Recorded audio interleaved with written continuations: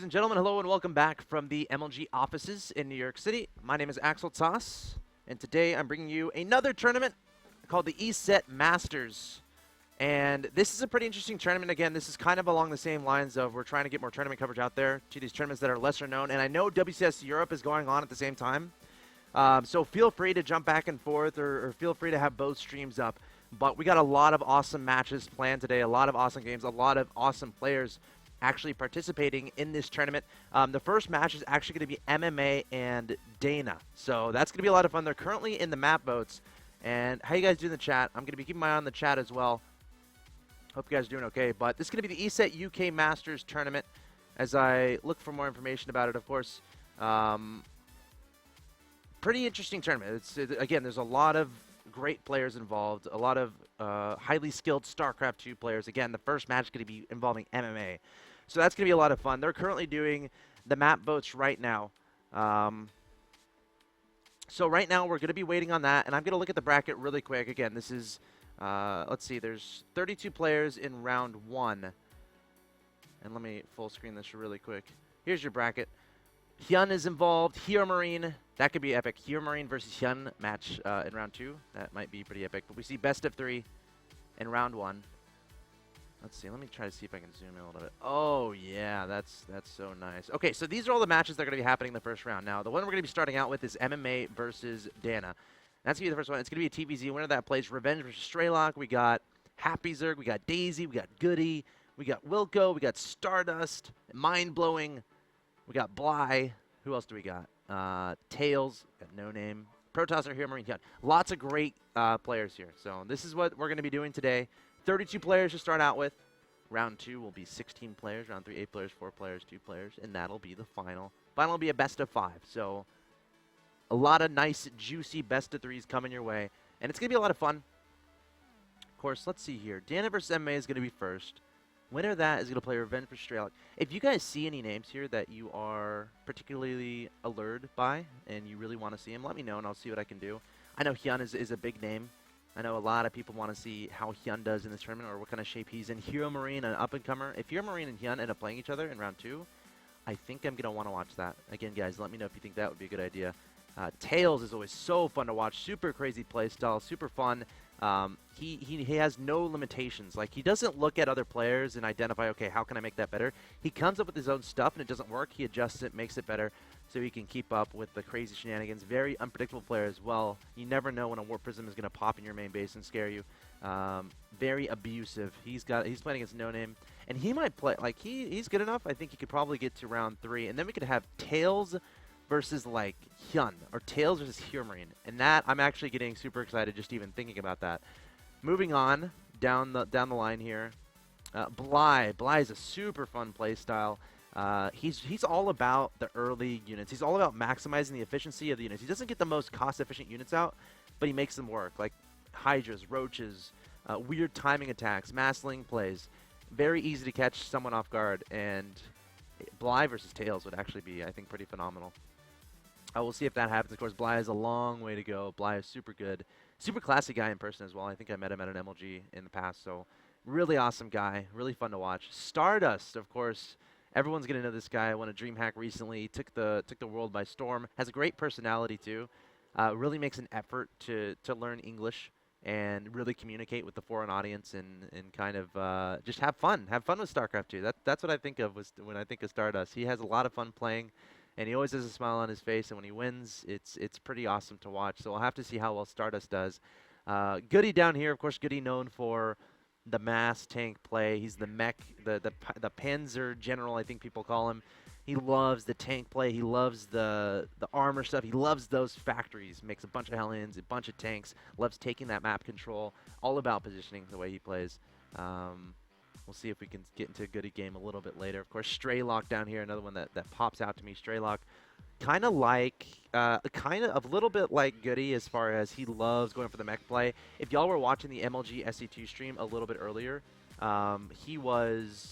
he actually played in like a best of 3 that lasted 2 hours. And Nick casted that, I think, on Sunday or Monday. I'm losing track of the days nowadays. But Straylock, he's a guy who loves just taking the game to late game, playing macro style, and, you know, just using the tanks of Terran. MMA, is just a god. I think that's all I'm going to say about MMA.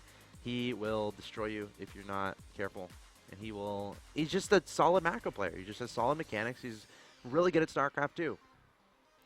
Daisy and Happy Zerg, two more of those European players. And of course, this is the point where I should name all the stats about them. But unfortunately, I don't follow the EU scene that closely. I'm trying to remember names. Like Daisy, he's kind of timing oriented, I want to say. He does a lot of all-in builds. He's Korean, so he's really good, really technical with the builds. And it's all about the math, I feel like, when it comes to him. Really maximizing certain timings and making sure all of his investment is into that. Happy Zerg, one of those names that people are going to passively remember. I hope we get to see some of him. I haven't been able to see enough of him, unfortunately, in my personal commentary and casting of games. Storm 96, I actually recognize him. A lot of up-and-comers in this tournament as well. We got KRR, Protosser, a young guy. Got No Name, who knows? What if No Name wins it? That's like the barcode equivalent in the bracket. Got Corone. We got Tara. Unfortunately, I haven't heard of a lot of these guys. Whack. Hope is he's pretty good. I'm trying to think. We casted him recently. I'll have to think about that. I'm gonna put the chat real quick. How you guys doing? You guys want shoutouts? What up, guys? What up? Oh yeah, you're on TV. Say hi. Sick. I see you, Zingali. Brazilian LUC, TT Guan, QYNG. Why are your names so weird? That's my question. Matt MK, Tigo 95. You guys, thanks for tuning in. Thanks for hanging out. Of course, I think that's all I want to look at the bracket for. Gosh, these matches might be pretty crazy. We'll get into it. Okay, so it looks like the countdown has begun on my other monitor, and we're about to get into the game here. So guys, again, you're watching the Eset Masters 2013. We got a round of 32 bracket. First up is going to be Dana. I think I'm going to go with Dana. Dana sounds a little bit better, I think. No offense if you prefer Dana. Dana makes more sense in my mind, so I'm going to go with it. Dana versus MMA, Zerg versus Terran, Derelict Watcher is going to be the setting for today's contest. Okay, here we go. Here's the first match. Best of 3 as we get inside the game. Dana versus MMA. MMA is going to be the guy that everyone knows. Everyone knows MMA. Now, Dana, on the other hand, I'm going to have to do some research a little bit on my other monitor to see what he's done recently. But MMA is the guy. He is the StarCraft guy. When you think StarCraft, Terran, good, Korean, you're going to think of MMA. Absolutely. Okay, let's see here. So Dana is Radoslaw. His name is Radoslaw. Hold on. Where are you, Dana? Let me make sure I'm on top of you. Okay, here we go. Yeah. Okay. I might have to change a quick setting here. Don't mind me. Don't mind me. Don't mind Axel Toss. Yeah, that's what I'm looking for. And then drag scroll. Oh, yeah. Ooh, yeah, that's much smoother. Okay. So in the top right-hand location, I present your pink Zerg player from Poland, currently playing for Team MYI Insanity. His name is Radoslaw Danowski, a.k.a. Dana. One of the most talented players in Poland, has shown his skill and results over the past few months, including several online cup wins and a third-place finish at WCG Poland.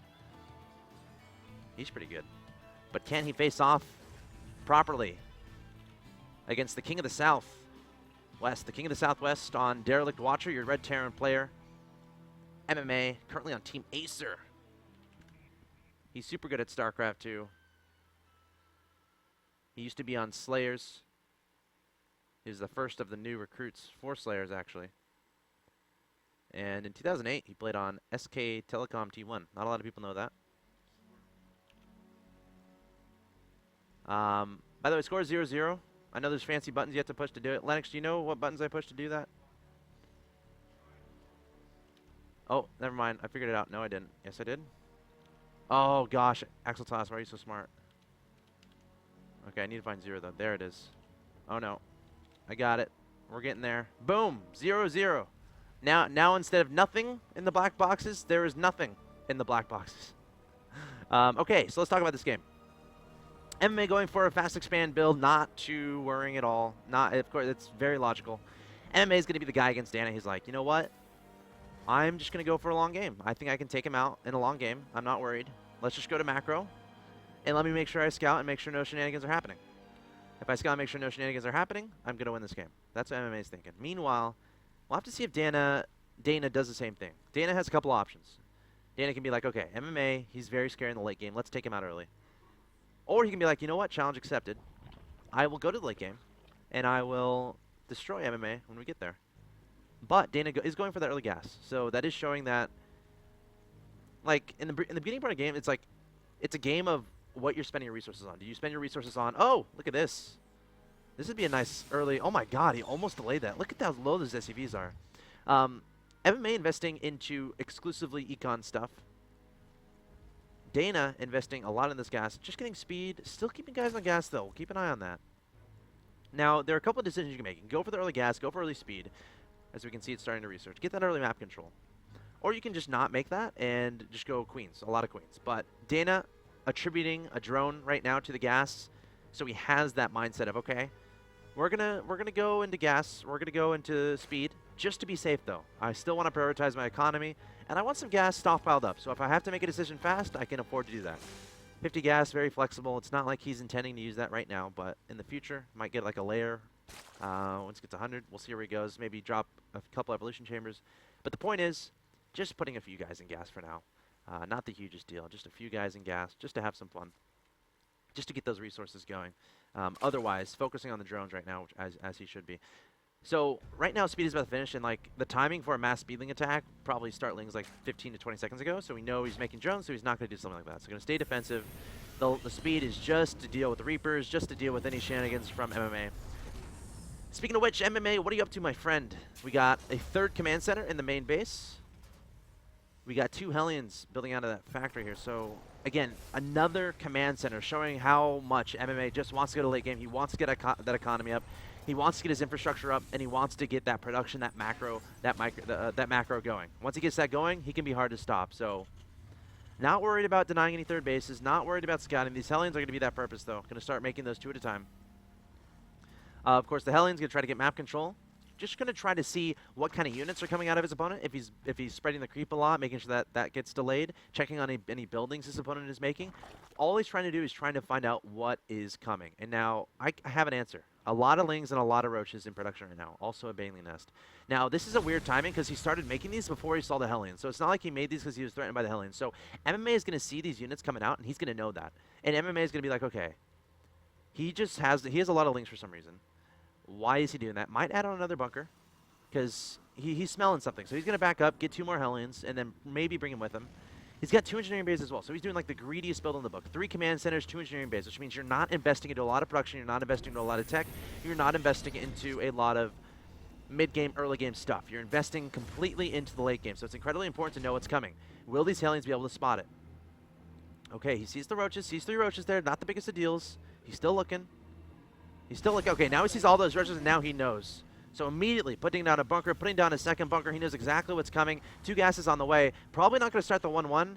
That'd be pretty risky. Instead, just making as many units as you can because he knows what's coming, and it's scary. Being as cost efficient as you can with these Hellions is going to be very important as well. Maybe getting a tank out, but there's an add-on in this factory. You might need to make two Widowmines right away. Banelings are already ready here for Dana. He's going for this timing attack. It's all about the element of surprise. MMA trying to get these 3 bunkers up desperately. Doesn't want to fall to these Banelings. Pulling some SCVs to repair. He knows this is coming. Can this work for Dana? No Widowmines here. Only Marines, only Hellions. How cost efficient can this be? Leading forward with the Roaches, not wanting to use the Banelings just yet, but now detonating into the bunker and coming forward with the rest of his units. SCV is going to be running, and the Banelings going straight for them, trying to get a detonation, but the SCVs are running even further. Dana going to try to trap him with the Roaches, trying to prevent the retreat path of the SCVs, and the Banelings killing so many things, and so much damage being done here by Dana. 34 to 33 right now is the Harvester lead in favor of him. Bunkers are going to start falling, but is this okay for MMA? That is the question. Dana invested a lot into this, has a lot of lings coming up behind this, 24 more lings in production. Widowmines are not being made, making Hellions instead. Very interesting decision there from MMA, wanting to get those out. I guess thinking he can micro them a little bit better than Widowmines, and they can be a little bit more cost efficient, but MMA in a lot of trouble. A lot of more speedlings on the way, though MMA is kind of it looks like he's kind of bringing things under control. He's filling up this bunker. He's got SCVs around it, repairing it. And now what can Dana do with the rest of these Lings? Dana realizing, okay, this isn't going to work. Building drones in that production tab. And maybe this isn't going to work is the wrong way to put it. He's like, okay, I've done enough damage. I'm not going to kill him. Let's start investing into drones. That's exactly what he's doing. And now MMA has 1-1 on the way. So overall, let's look at things. Income. These Lings are just going to die. Lings, go back home. You do not belong here. Okay, so overall, Dana up 41-27 in Harvesters. 41-27 in Harvesters. MMA, though, he has 3 command centers. So if we look at income, let's see how much the disparity is. Not terrible there. Not terrible at all. That's duty mules. That's duty mules. So 3 mules, and he's got 1-1 finished. Now, armory is a good question. Where's your armory? Okay, I think he might have forgotten, or he's trying to focus on getting other stuff out before getting the armory. He's not going to prioritize the 2-2 just yet, so he's like, okay, I want to get some units out before I go into 2-2. I know I'm ahead of my opponent in upgrades, so I don't really need to prioritize that much, because he knows his opponent is going to be delayed on that 1-1 because his opponent went for that early attack. So I was like, you know what? I can afford to delay my upgrades a little bit. Let me make sure I get all my necessary stuff. Or he just forgot it, and I'm giving him benefit of the doubt because there's his armory. So I'm going to start the 2-2 right when that armory finishes.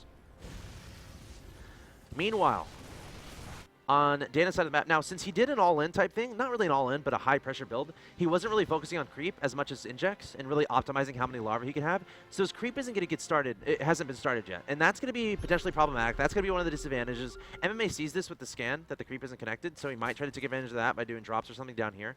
What else does he see? He sees the 2 gases at the 3rd, sees the drone count, so he knows his opponent does have a does have an intention to go in a late game. He's trying to get a good idea of what his opponent's economy is at, and seeing all those drones, his opponent's economy is pretty good, and he knows that. So also he's mining 2 gases there, so it's not like there's a follow-up all-in. 2 additional gases means there's going to be more teching from your opponent, so you don't really have to worry about that any crazy follow-up attacks. And we got 1-1 about to finish. Speed on the way. And going for a Ling Roach and also getting Baneling speed. Hasn't added on a Spire or an Infestation Pit. No additional tech beyond Baneling speed and Roaches. So you know what he might be thinking? He might be thinking MMA scanned him, saw the 2 gases, and he thinks that MMA thinks that he's not going for a big all-in attack, and he might be doing that now. Though he's making his Banelings on his side of the map, which makes me think that he might be scared of a push of some sort. Because why wouldn't you just make the Banelings in front of your opponent's front door? So we'll keep an eye on that. Roach is coming up to the top here, taking down some Hellions. And MMA starting to march across the map. Here we go. And this won't, yeah. See, MMA can do this because he can always pick up and leave, which he's going to do right now. Right now. Right now. Right now. Yep, there it is. And now he's going to go right to the 3rd base. Remember, he scanned earlier, so there's no creep. It's going to be a little bit slower for these units to get back and reinforce. Going to drop on the high ground, take out an Overlord, and then see what kind of damage you can do. Pick up and saunter away. Dana not respecting this enough. Not sending enough units here, and MMA is going to be happy. He's killing 1 Ling at a time. Dana, I'm not sure what he's doing. He keeps sending in 1 Ling at a time. That's not going to be enough to kill this army. He needs to be very convincing with his attack. I think he was going for a timing. And he didn't want to necessarily attribute that many units to this location. Okay, MMA is going to sneak over here to the natural. And this is just keeping his opponent back, and he's seeing what's coming out of this larva. He sees all these Lings coming out, so he knows his opponent is really investing a lot into units. Only 56 drones to 59 SCVs. MMA is going to know this, remaking bunkers, filling them up, a lot of wind mines down. His 3rd he can always lift off. He's not sending a lot of SCVs over there, and that's why. He knows that there's an attack coming, and doesn't want to send too many SCVs over there that he has to worry about. Okay. Ling's trying to see what's up. They're all going to get taken out, and here we go. Will this work? Will this work for Dana? That is the question. A lot of Lings, Roaches, and Banelings coming forward. Staking in the 3rd, checking on that, but he knows his concentrated attack is going to be on the natural expansion. No tech progression behind this, only units. So Dana investing a lot in this. No drones behind this either. And MMA should have 3-3 going. If not, 2-2. Yeah, 2-2 is done. He needs to get 3-3 going right now. That's one of the big advantages you can take from this. Start 3-3. Though I guess for now prioritizing units, which is fine, I guess. Wants to make sure to hang on to this 3rd base. And now here we go. Dana's going to come forward. Not a lot of Widow Mines here. Can MMA handle this? I don't think he has enough units up here. He's going to pick up and leave, lift off this command center. And then eventually, like right now, also MMA is going to be dropping over here on the right-hand side. So right now, Dana might be content disallowing that third base. He might be content just restricting his opponent to 2 bases, and it might work out, but let's see how MMA handles this. Dana is kind of trapped, kind of forced into this engagement. A lot of Wintermines on the ground there, and Dana does not want to engage, but doesn't want MMA to chase him either. So doing a little bit of poking and prodding there. A few Banelings morphed in from Dana, but still, his income is so low, 50 Harvesters. So during all of that, he could have been making drones, but he's still just been making units, making lings, and he's only at 2-2. Actually, 2-2 is just now starting. So the question is how he's going to fend off against this 2-2 attack. And MMA still not able to find the resources to start 3-3. He's wanting to get these mined as fast as possible, because he's mining out of his 2 bases fairly quickly, because he's been dropping mules on them this whole time. So MMA, I guess he does have a little bit of a timing here, where he can try to get some damage done. And he kind of needs to, in a sense, because he really needs his third base to be secured in mining. That's so important for him right now. All right, Lings, Banelings coming forward here from Dana. MMA with some Wintermines on the ground. I think, yeah, Dana's going to be just fine. MMA going to lift up, go into the main base. Meanwhile, this is the macro we were talking about. MMA starting to send that line of units across the map. He's making those very fast. His income is going to be soaring, and now he has enough money to start 3-3. Oops. Okay. I hit a button. What button did I push? Oh, there's the GG. There we go. So, MMA taking victory there over Dana in game number 1. And, yeah, very nice game. Dana just going for those all-in attacks. MMA just staying calm, staying steady, and making sure that, making sure that he does everything cost efficiently, everything smoothly, so that he doesn't lose to anything silly. All right. So, y'all are going to see what I see for a second, because we don't have the ability to switch to me right now. But we're going to wait to, let's look at some of the stuff here, actually. Let's just look at this stuff. Graphs, ooh, okay. Let's see. What can we learn from this graph? Army value. Okay, army value. So this is really cool, actually. So this kind of tells you when the Zerg is droning and when they're making units. So if they're droning, it's going to be lower, obviously, right? Army value, which is kind of interesting, right? So right here, he made a lot of units, right? Right here, he made a lot of units. Right here, he attacked. And then right here is when MMA defeated it. So their army value at this point is fairly even. So MMA going for the mode, this is like kind of Terran versus Zerg in a nutshell, right? Terran going for the steady influx of Marines and units and army. That's that line right there. And Zerg making a lot of units, then losing units, and then making a lot of units, but just trying to be cost efficient. Like this point right here, where my mouse is, this is the point where you want to be cost efficient. The point where you throw away all your units, you want to be ahead, right up here. Actually, in economy at least. Let me look at the workers active. Okay, this is interesting too. So you can tell right here is when that big attack happened. So this is what we're talking about. Like right here at this point, like this is after that attack happened. If we go back to army value, like that's about the same spot. And workers active, that's how many SCVs Dana was able to kill, bringing him down there. But this is a little bit misleading because this doesn't necessarily consider mules. So resource collection rate, that considers mules, and that's about right here on the same spot. This is when that attack happened, lost all that, and then this is when he dropped a bunch of mules, so he's right back up and stayed relatively even, and then eventually went up there. So those are some fancy graphs. I'm gonna look at those more at the end of games. Those are fun to look at. Score summary, yeah. All right, guys, we're gonna go to a quick break, and we'll be back with game 2 of MMA versus Dana. MMA currently up 1-0. Don't go anywhere.